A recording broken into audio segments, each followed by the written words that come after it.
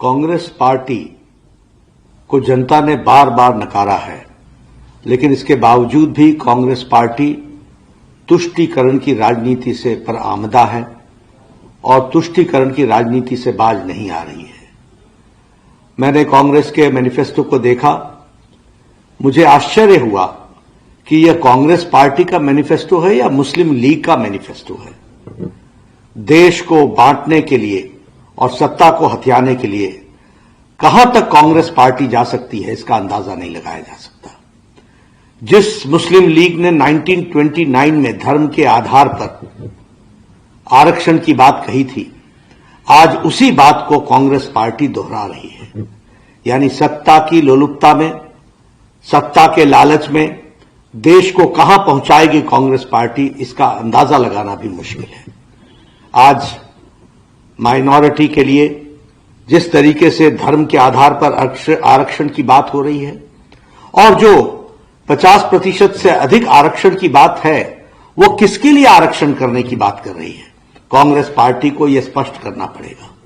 और मैं ये भी कहना चाहता हूं, देश भूल न जाए, यूपीए की सरकार में इन्होंने एक ऐसा कानून बहुसंख्यक समाज के खिलाफ बनाया था जो पार्लियामेंट से पास नहीं हो सका, लेकिन कांग्रेस पार्टी की मंशा साफ हुई थी।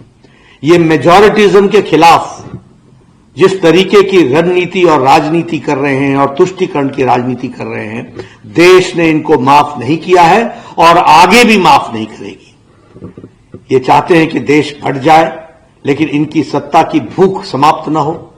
मैं यहां यह भी कहना चाहता हूं, मुझे राहुल गांधी जवाब दें कि वायनाड में नामांकन पत्र में के जुलूस में कांग्रेस पार्टी के झंडे क्यों गायब हो गए?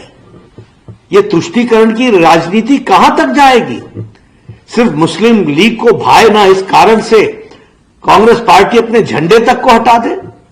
यह देश बांटने की जो चाल है और तुष्टीकरण के आगे जो घुटने टेकने का इनका रवैया है, इसको देश माफ नहीं करने वाला है।